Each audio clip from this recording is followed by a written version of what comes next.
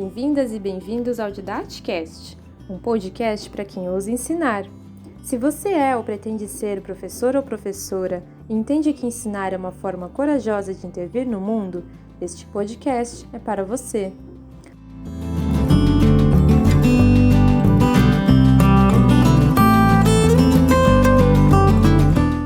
Uma iniciativa da disciplina de didática do Departamento de Metodologia de Ensino da UFSC.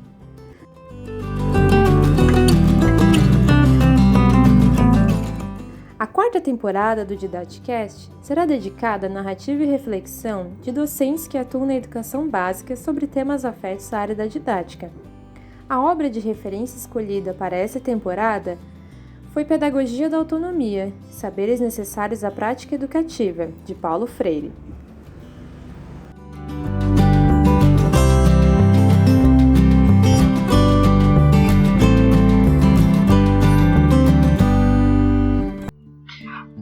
É com grande alegria que recebemos o professor Afonso Scocuglia no primeiro episódio da temporada do Didaticast.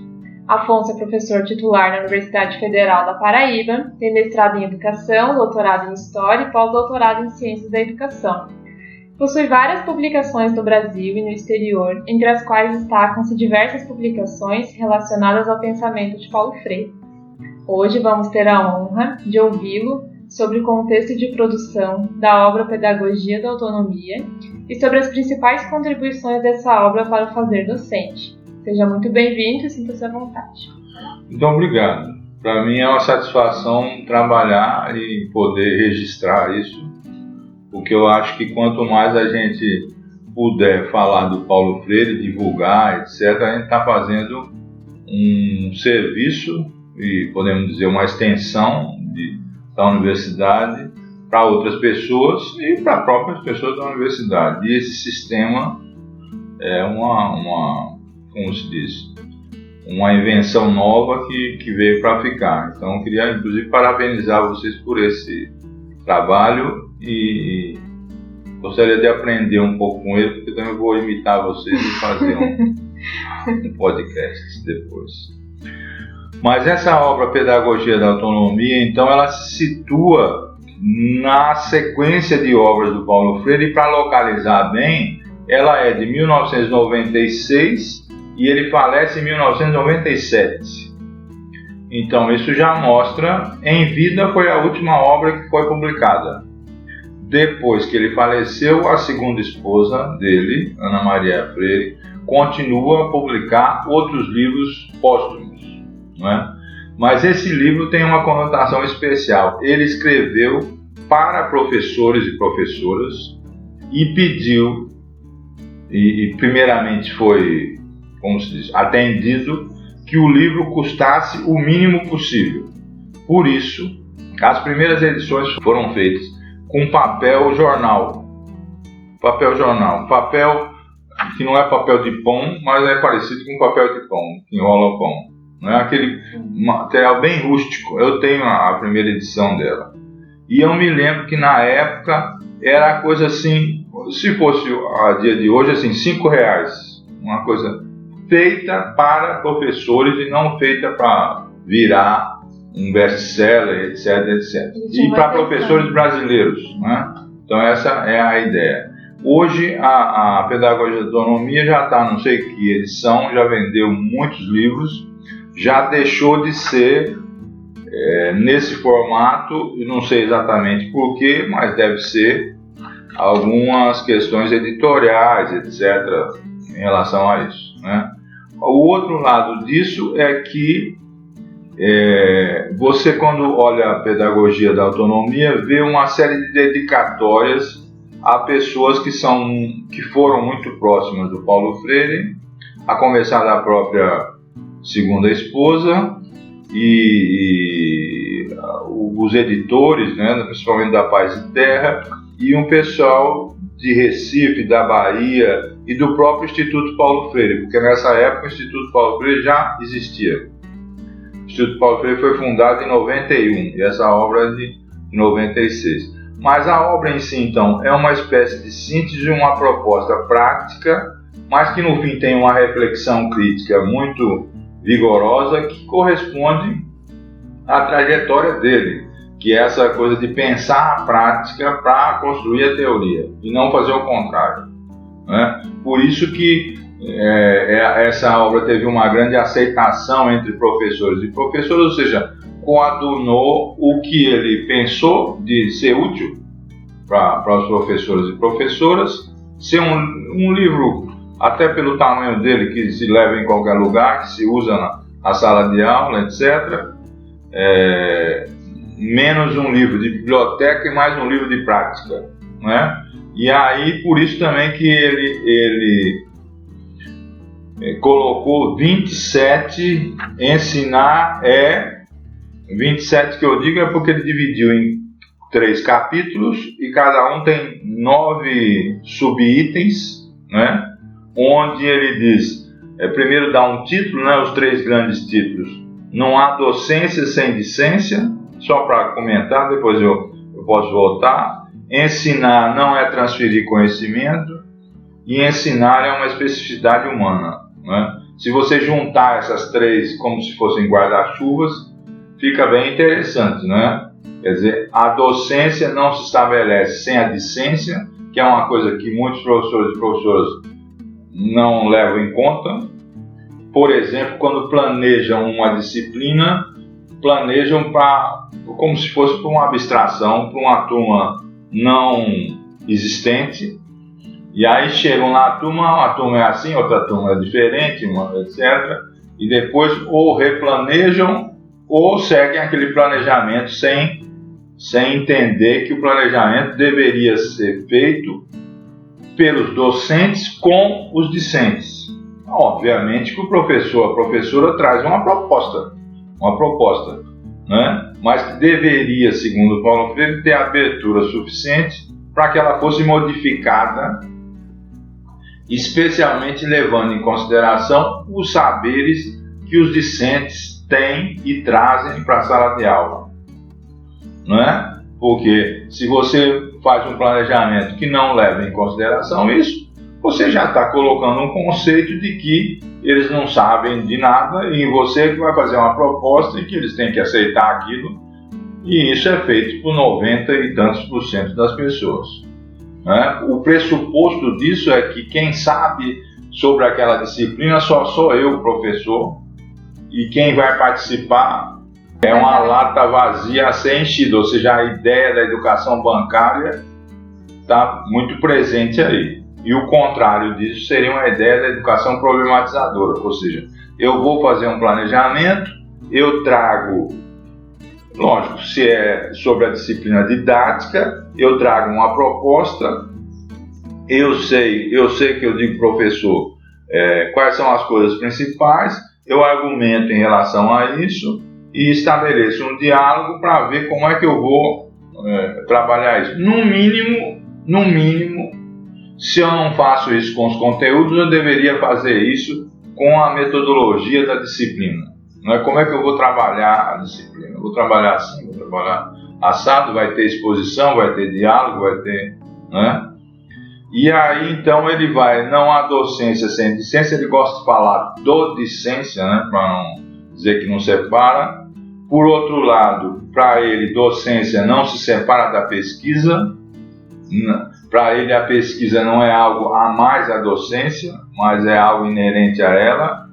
E aí ele vai dizendo, ensinar exige, sempre assim, né, rigorosidade metódica, pesquisa, respeito aos saberes dos educandos, criticidade e assim por diante, né? A corporificação da palavra pelo exemplo e assim por diante. Quer dizer, uma das coisas, por exemplo, mais difíceis da gente encontrar é esse 1.7, onde ele diz: ensinar exige risco, aceitação do novo e rejeição a qualquer forma de discriminação. Uma das formas de discriminação é você achar que o seu aluno não sabe de nada e que você é que sabe tudo e que, portanto, se isso é verdade, você é que vai enfiar conteúdos na cabeça dele. Se isso é verdade para ciências humanas e sociais, imagine você pensar no ensino das outras áreas. e assim por diante. Ensinar exige reflexão sobre a prática, ensinar exige a assunção da identidade cultural, então ele vai destrinchando cada um desses pontos, né? O interessante desse livro também é que ele, ao mesmo tempo, ele é separado em 27 itens, mas um item puxa o outro. Ele é muito entrelaçado, que é uma forma de escrita dele, porque a escrita dele, o Moacir Gadotti é que define bem, é uma escrita como se fosse uma espiral. Espiral quer dizer, vai lá em cima, depois volta e volta, né? Uma espiral de muitas vozes. Então o Gadotti diz uma espiral polifônica, né? Então você vai ver que esse item 1.3 combina com o item 2. Não sei quanto, etc., que o livro é todo entrelaçado, né? Aí no capítulo 2, ensinar não é transferir conhecimento. Isso precisa primeiro entender bem, né? Porque disso às vezes a gente entra numa sala de pedagogia e tem só essa frase: ninguém educa ninguém, ponto.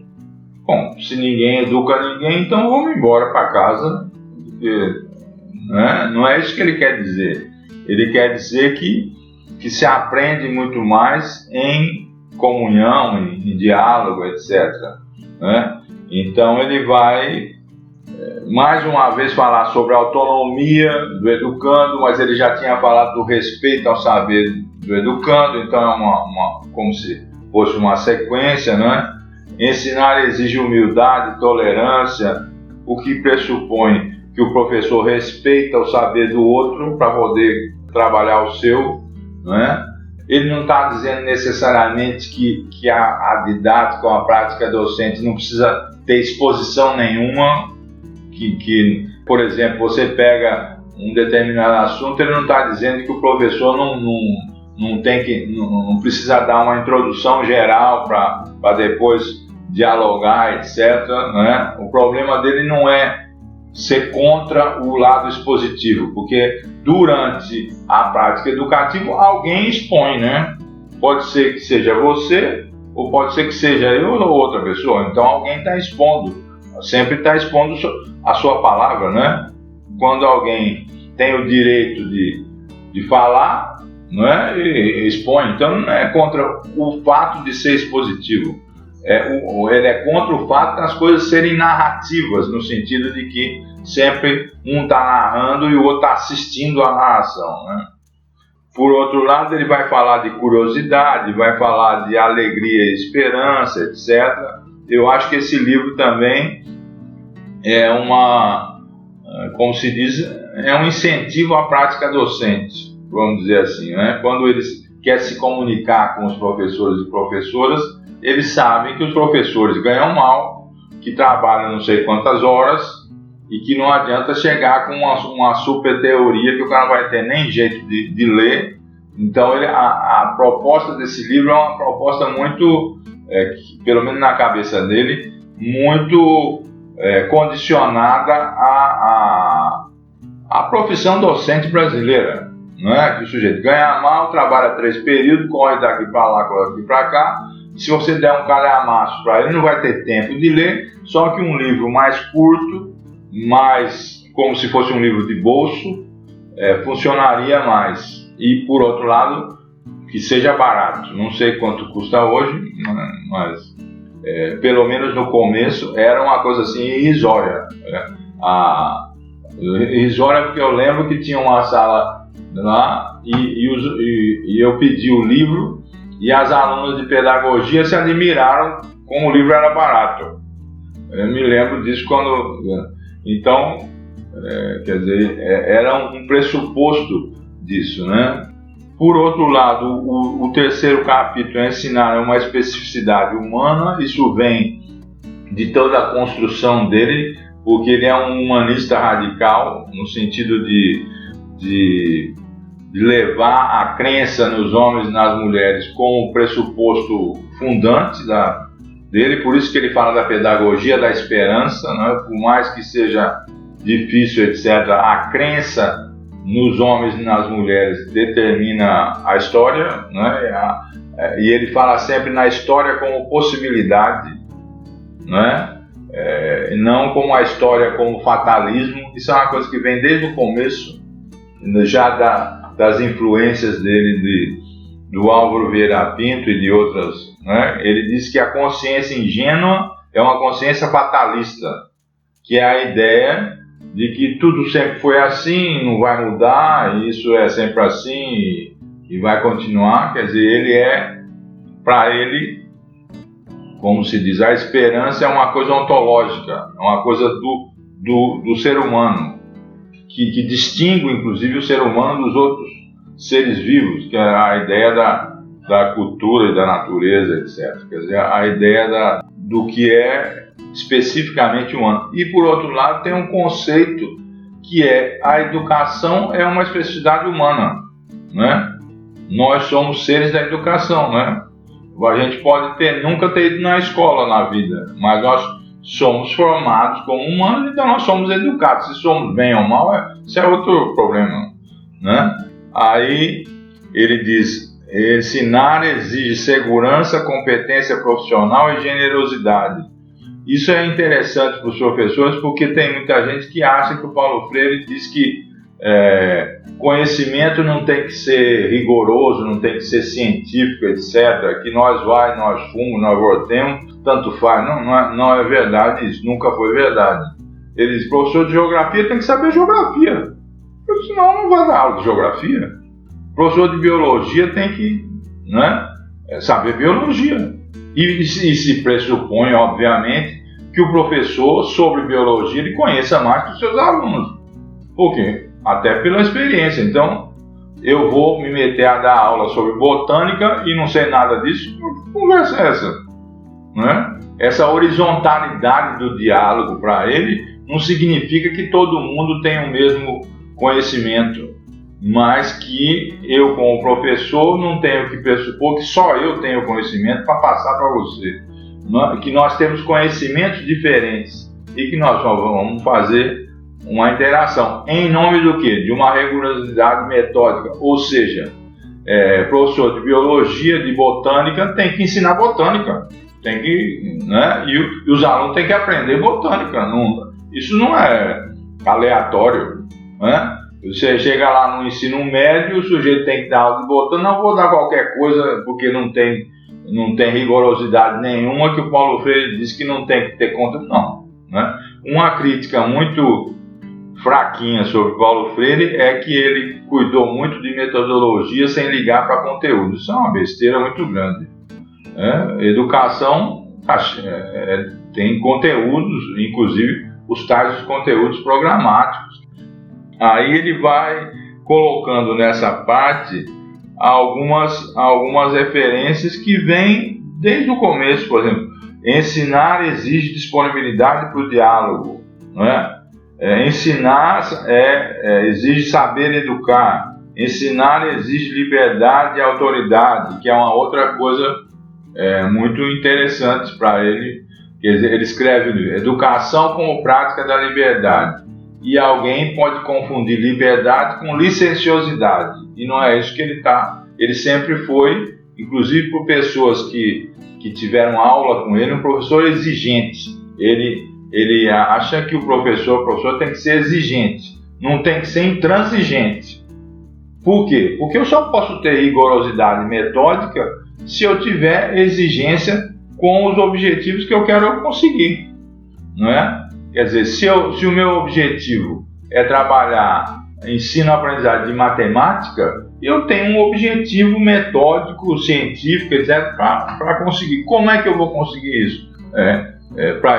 Para ele é partindo do que o educando sabe, né? Tentando inclusive trazer o conhecimento dele como um interesse a mais, né? Em relação àquele conteúdo.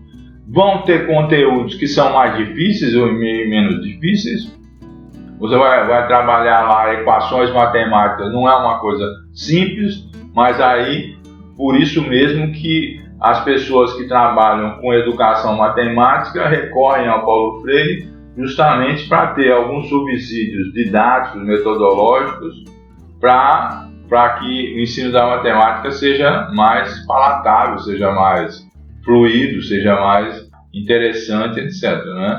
E a outra coisa é que tudo isso para ele diz que a educação, o ensino e a aprendizagem não são coisas neutras. Não existe essa neutralidade.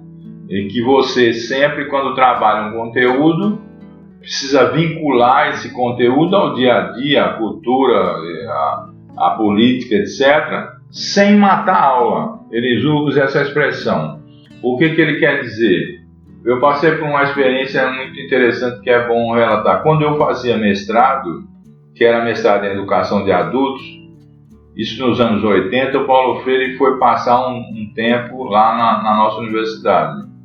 E passou lá uns 15 dias com a gente. Então, eu fui encarregado pelo coordenador do programa de gravar tudo. Era ainda videocassete, não, aqueles gravadores de fita cassete. Quando me deram essa incumbência, eu achei, mas que coisa, eu vou perder, o cara vai falar para ficar, porque tinha que gravar, né? Coloca a fita, tira a fita, etc. Mas não tinha o entendimento que depois de 2 semanas, eu é que tinha um material na mão original, e isso foi minha tese de mestrado, foi minha dissertação de mestrado. Então ele dizia o seguinte: professor de biologia tem 50 minutos para dar aula de biologia, não tem que dar 40 de biologia e 10 minutos metendo pau no governo ou fora do governo, não, que isso é matar a aula, né? O que ele tem que perceber é que o conteúdo de biologia não existe em si mesmo. O que é biologia? Se refere à vida dos seres humanos e dos outros seres, etc. Isso existe sem sociedade? Não. Isso existe sem cultura? Não. Isso existe sem economia? Não. Né? Então ele coloca essa vinculação, e quer dizer, a politicidade da prática educativa não está no fato de você, vou repetir, matar a aula para falar mal de alguém, mas está no fato de você saber relacionar o seu conteúdo, seja de geografia, de matemática, de economia, de sociologia ou de filosofia, ao mundo que você está vivendo. Por isso que aquela coisa lá do começo dele, quer dizer, a leitura do mundo precede a leitura da palavra, quer dizer, a leitura da sua realidade precede a leitura do texto, do conteúdo programático, se chame como você queira, né? Agora, eu acho que, por outro lado, esse livro cumpre pelo menos algumas das propostas com os quais ele foi feito. Por exemplo, essa edição que a gente está vendo aqui é de 2003, e ele foi feito, a primeira edição é de 1996, então aqui já é uma edição posterior. Até essa edição, que é uma edição bem antiga, que a gente está na mão aqui, que é a edição bem antiga, aqui na capa já foram quase 500 mil exemplares, né? Eu já sei que 2003, nós estamos há 20 anos de 2003, né? Porque o ano que vem é 2023. Então, há 20 anos atrás, esse livro já tinha chegado a quase 500 mil exemplares vendidos. Acho que até por coisa comercial não dizem quantos, mas devem ser já milhões de livros. Isso é muito bom. Talvez esse livro seja o livro mais usado de todos do Paulo Freire, né? Mais que a Pedagogia do Oprimido, que é muito mais complicada em termos de filosofia, etc., né? E eu acho que isso aqui vem muito da experiência dele como gestor, que é uma coisa que pouco se estuda do Paulo Freire. Ele foi sempre gestor. Ele foi gestor. Quer dizer, o mais notório foi quando foi secretário de Educação de São Paulo. Então, esse livro eu acho que surgiu um pouco dessa ideia de falar com os professores, de poder falar com os professores. Como isso era impraticável no sentido de em cada escola, em cada lugar, né? Então vamos fazer um livro barato, etc. E também que não fique só com os professores de São Paulo, onde era o trabalho dele, mas que seja difundido, né? Então esse livro tem essa diferença em relação aos outros. Ele teve uma intencionalidade explícita do Paulo Freire falar com professores e professoras, né? E não sei, talvez, não sei, isso aí já é elucubração minha, mas talvez pudesse ter um outro capítulo de falar especialmente com as professoras e com as dificuldades das professoras, que são diferentes em relação aos professores, porque além da correria docente, geralmente as professoras dão conta de filho, de marido, de casa, de etc, etc. Isso não é qualquer coisa, né? Mas isso aí já é querer demais, Paulo. Professor, para finalizar, eu queria deixar uma pergunta aqui. Pois não. Além de afirmar que essa prática tem um efeito muito transformador na sociedade, como podemos incentivar a autonomia dos estudantes no curso de formação de professores como uma prática educativa vinculada à pedagogia da pergunta? A prática da pedagogia da autonomia, né? Eu acho que a autonomia se consegue com pesquisa. E no fim, a gente não está nem mais nem menos, especialmente na universidade, cumprindo a especificidade da universidade, né? Eu acho que, lógico, se diz que na universidade nós, professores e professores, somos contratados para ensino, pesquisa e extensão, né? Mas não é que a pesquisa seja mais importante que as outras, mas ela é o grande elo, né? Se você não pesquisa, no mínimo o seu ensino fica defasado, porque o conhecimento anda a jato, e agora anda aceleradíssimo, não é? E você não faz extensão, porque a extensão, ou faz mal feito, porque a extensão fica sendo produto do seu ensino defasado. Então a pesquisa, ela é fundamental, né? Quer dizer, se na universidade, especialmente nos primeiros anos, a gente consegue que os estudantes adquiram aos poucos, porque isso não é decreto. Há decreto que a partir de hoje todo mundo é autônomo. Não adianta, né? Isso é uma conquista, né? E não é uma conquista que adianta muito eu falar para você, olha, faça assim, etc. Você tem que fazer assim, né? Por isso eu acho, por exemplo, que dos programas da universidade, os PIBIC, por exemplo, PIBIC, tem tanto PI aí, né? PIBIC, eles são muito importantes. E quando eles são voltados para ensino e pesquisa, eles são, assim como monitoria também, eles dão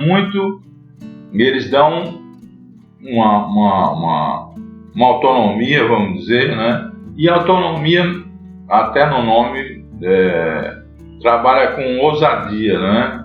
Com ousadia. Aquele outro livro dele, Medo e Ousadia, o cotidiano do professor, é bem interessante, porque você falou da pedagogia da pergunta, né? São dois livros que foram feitos muito próximos inclusive da data, né? Livros dialógicos, né? Um é Medo e Ousadia, o cotidiano do professor, e o outro é Por uma Pedagogia da Pergunta, não é? Eles são muito mesclados, né? Embora tenham sido feitos com parceiros diferentes, né? Mas Medo e Ousadia é um livro atualíssimo, né? Os professores e professoras hoje estão muito mais no medo do que na ousadia, né? Medo de tudo, né? Medo do salário, medo da violência, medo de serem violentados. Recentemente, na pandemia, fizeram uma pesquisa com professores da rede de São Paulo e 72% mostravam diagnóstico de ansiedade e depressão, etc, etc. E a pandemia não era lógico, estava em plena pandemia, né? Mas estava sem aula, não era o problema da pandemia só, mas eram ela agravou isso, né? Agora, Medo e Ousadia é um livro de 87, então 13 mais 22, 30 e poucos anos atrás, que é outra coisa do Paulo Freire. Nunca foi profeta, nada, mas como sempre observou a prática, ele colocou várias coisas que você fica meio assim, surpreso. Como é que o sujeito falou uma coisa lá atrás, né? E não era um chute, né? Não era um chute, né? É um problema de observar muito a prática. E quem observa a prática pode, mais ou menos, não ser futurólogo, mas fazer uma previsão. E de lá para cá, se você olhar a docência, a pesquisa, etc., elas foram, em termos de escola, principalmente básica, se agravando, né? As condições de trabalho. A própria inserção da pesquisa, às vezes, soa meio para professores e professoras como se fosse um trabalho a mais, né? Como se, não, ele diz, não, isso não é um trabalho a mais, isso é um trabalho inerente à didática, ao dia a dia, né?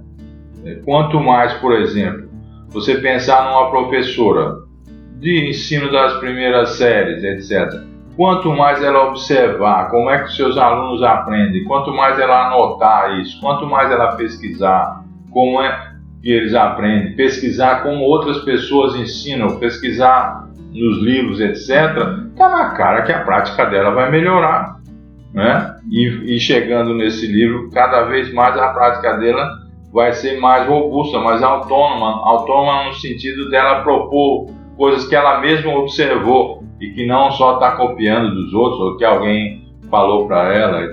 E por tudo isso é que esse livro é muito importante pela proposta dele, que é diferente de todos os outros livros dele. Esse tem uma especificidade, né? Os outros livros foram consequências de inserções, de trabalho, né? Mas não foram dirigidos especificamente. Não, eu vou fazer um livro para isso, um livro didático, como se fosse um livro didático, né? Que os professores carreguem para todo lado e daqui a pouco está lá consultando, etc., né? Então é isso, né, professora? Eu e a prof. Carol, a gente te agradece muito por estar aqui com a gente. Muito obrigada. Eu é que agradeço. E parabéns pelo trabalho de vocês.